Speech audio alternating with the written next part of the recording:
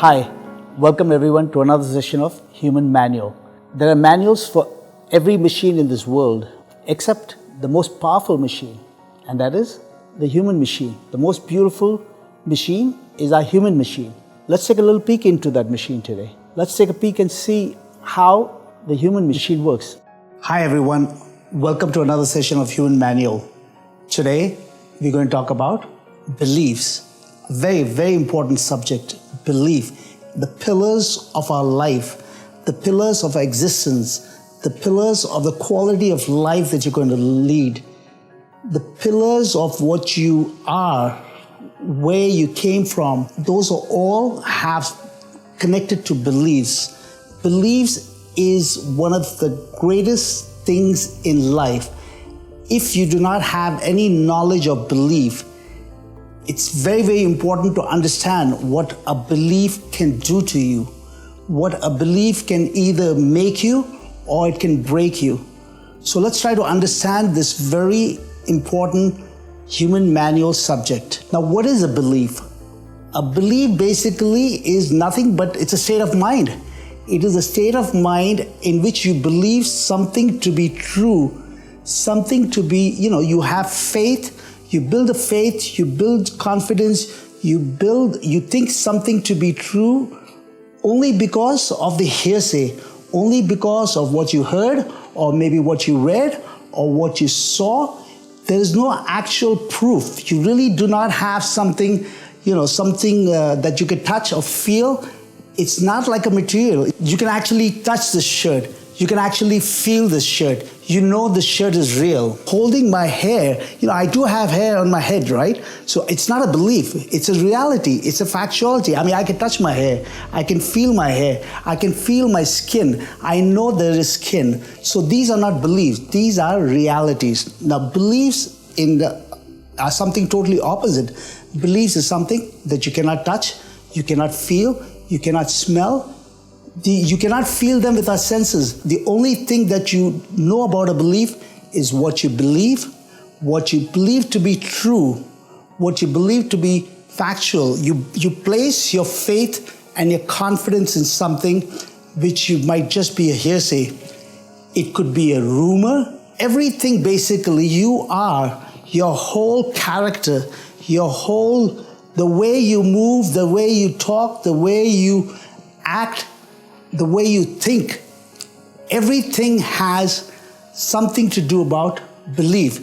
Belief is something which you had very little control. As a child, we all grew up, we are all victims of so many beliefs that we wish that today we did not have. The thing is, your beliefs depends upon the families where you're brought up, depends upon your villages, your country, your state, your religion. There are so many variants that form the core beliefs of yourself. You basically are a product of your surrounding. Most of these beliefs, what you are today, are something that was formed in our childhood. We really did not have too much control over our beliefs. But guess what? Whatever those beliefs are, today, they are like a guiding factor.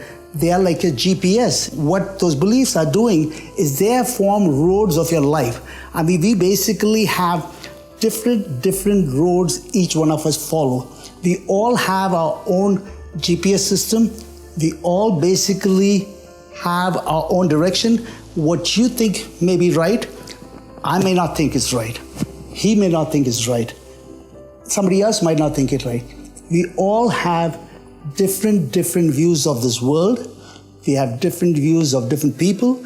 We have different views of how we judge some of the things. And that is all, those roads were formed in the way we were brought up. There's absolutely no doubt that we all have to go back and look at the core beliefs of our life. The beliefs which are the foundation of your life, the beliefs on which your life stands, the belief on which your character, you as a person, everyone looks to you as a person besides your physical self. What we see is what you are as a person. There are two ways people recognize you. One is your physical self, and the other is your character. Your character basically comes with your belief. And it's very important to go back and make a note of the core beliefs on which you are formed. So the way to do it is, you better take a piece of paper and a pen and write down. And unless you pay attention, see, one of the most important things in life, for anything, you have to be aware. I mean, awareness itself is winning 50% of the battle. So you have to be aware of what your core beliefs are. The idea is, you have to see if those beliefs are a driving force where you want to go in your life, where you want to get to life. Now let's talk about some of the different beliefs, people have. First, let's talk about people who have negative beliefs, I'm sure we're all familiar with, listen, oh, I'm such a loser.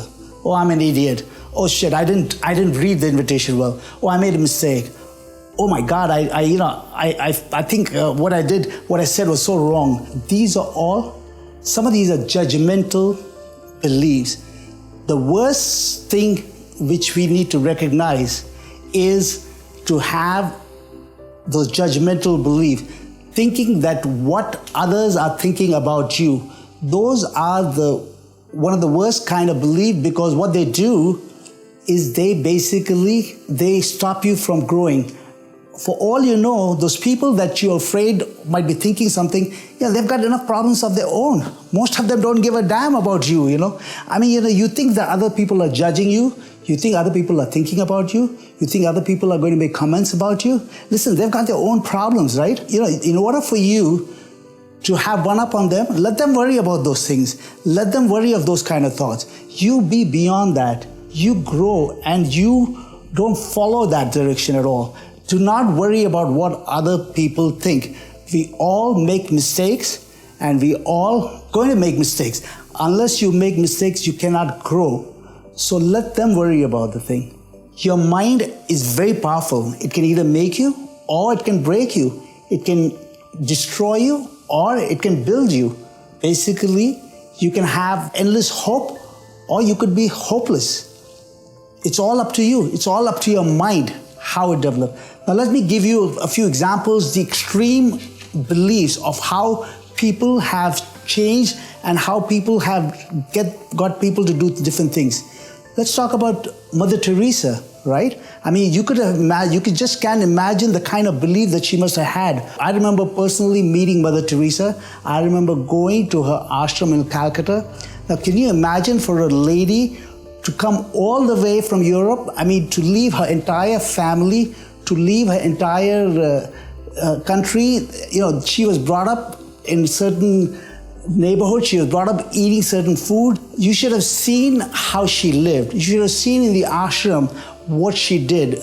Believe me, most of us Indians will never do what she did. The way she cleansed and bathed those babies, the way she gave them wash, you should have seen them, in what kind of filth were babies brought to those ashram.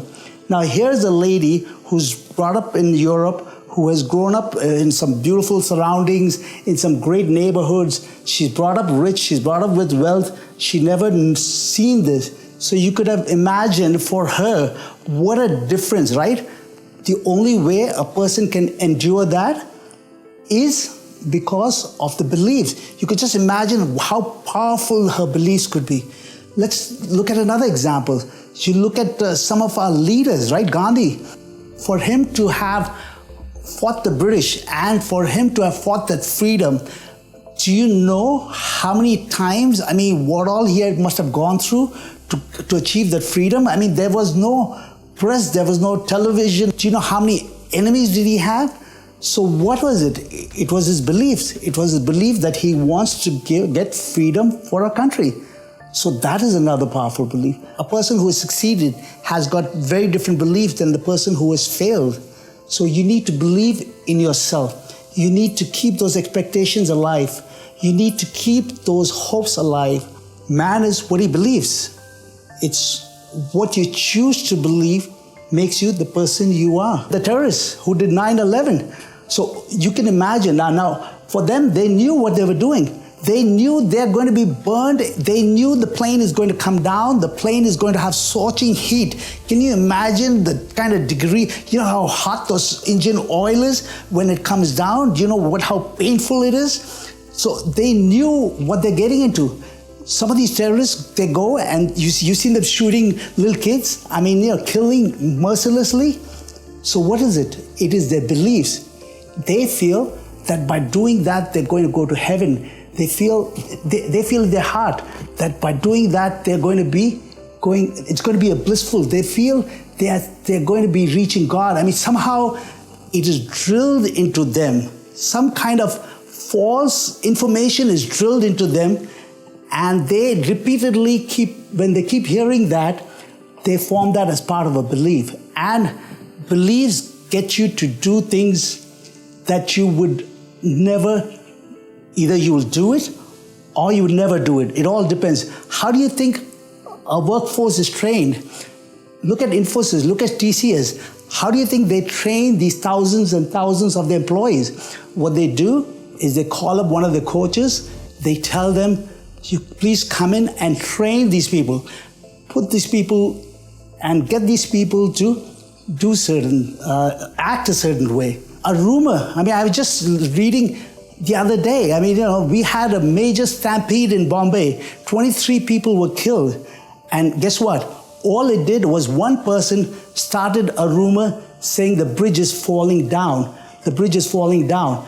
And that rumor converted into a belief, and everybody panicked. Everybody panicked and everybody started to rush. It doesn't take too long for some of these rumors to convert into belief. So all of them, the word spread around that the bridge is falling down, and everybody tried to exit at the same time, and there was a stampede. In India, what happens is a baby elephant is tied to a trunk of a tree. When they are babies, they try to kick, they try to set themselves free. So they keep on trying, they keep on trying, and then what? I mean, they are unable to break free. So sometimes you could see them bleeding, you could see there's blood oozing out of their legs, you could see them so painful. So they keep on trying, and then ultimately they just give up. They say, oh my God, what happens is we all run away from pain. So those baby elephants, also after the bleeding and after all the pain and after all the stress of trying to set themselves free, when they see they can't, then what do? They just form a belief. Listen, I'm not even going to try, It's very painful. So what happens to the baby elephant? When the baby elephant becomes big, it carries those beliefs with it. Now the elephant is huge. It's monster elephant. It can crush any of them with just 1 foot on them. It can crush any one of us. But what does it do? It's still, if you still tie the same thread at the same place to a trunk of the tree, guess what he's going to do?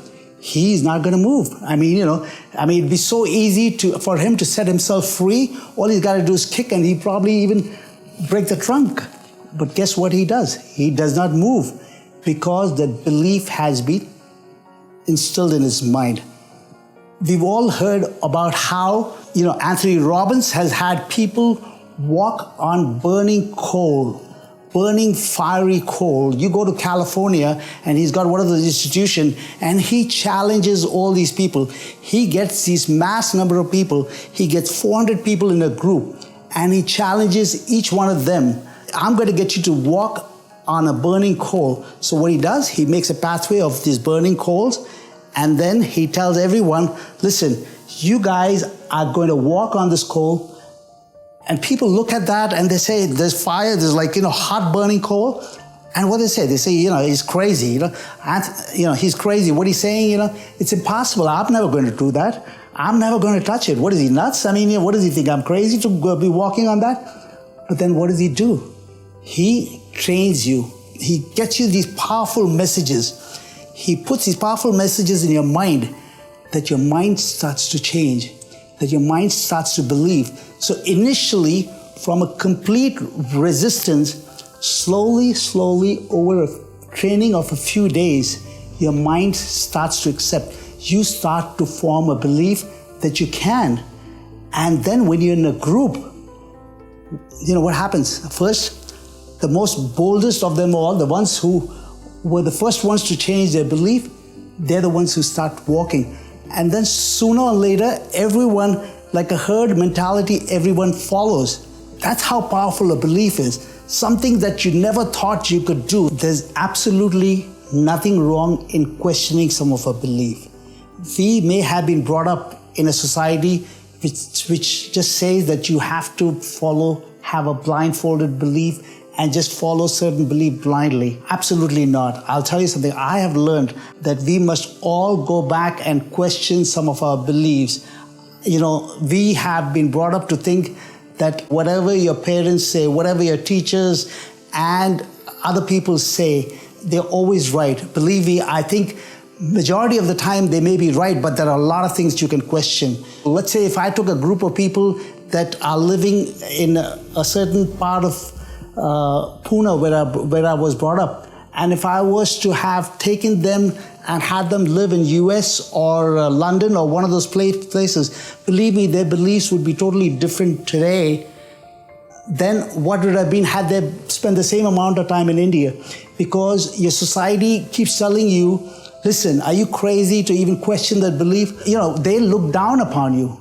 I mean, people start looking down upon you as though you're crazy, as though you're stupid to be questioning it. Absolutely, all of us should make it a point to go back and see those beliefs. In India especially, we have all these superstitions. I mean, these tremendous superstitions. We would not buy a house if it is north-facing, south-facing, all kinds of different, especially in the south. What are superstitions? Superstitions are nothing but beliefs. Over the last 40 years, 45 years that I have been going to Tirupati, I have seen the crowd just increase tremendously. And what do you think those people are coming there for? Because they have got a belief. What do people do? They also go and give lots of money and put those money in the hundis. They feel this money is going to be multiplied by God. They feel unless they put more money, unless they put more gold, only then will their wishes come true. I think it's very important to have faith in God. It's very important for all of us to pray.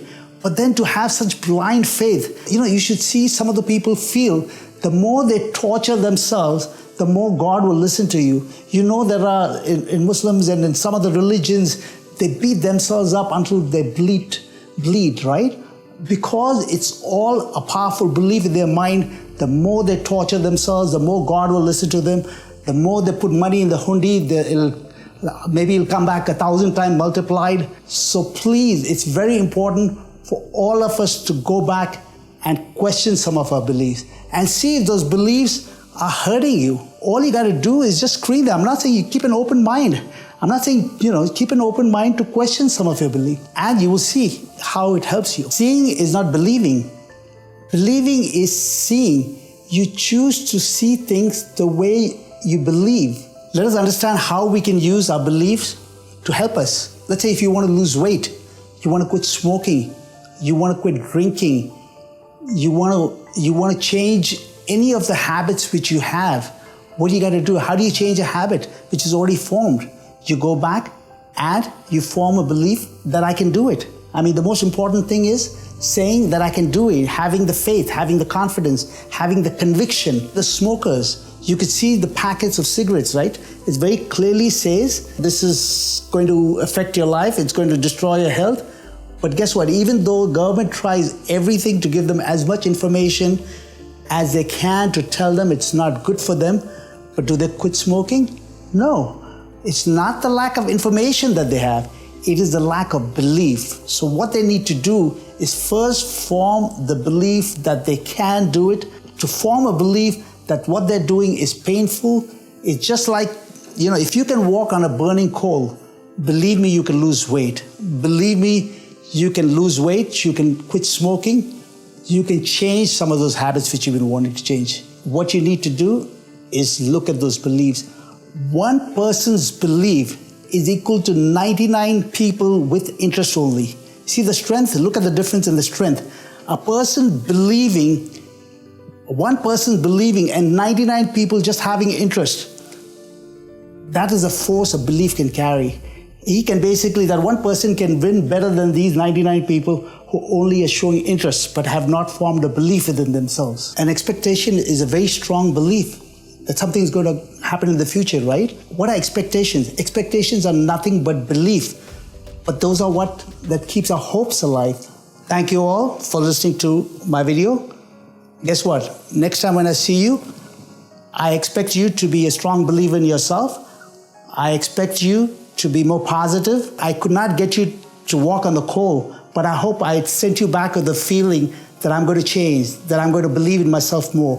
I hope I got you to at least go back and view some of your beliefs. I look forward to seeing you in one of our other Human Manual sessions. Thank you. If you like this video, please give it a thumbs up. Let us know what you think of it in the comments below. Also, don't forget to share and subscribe. Thank you.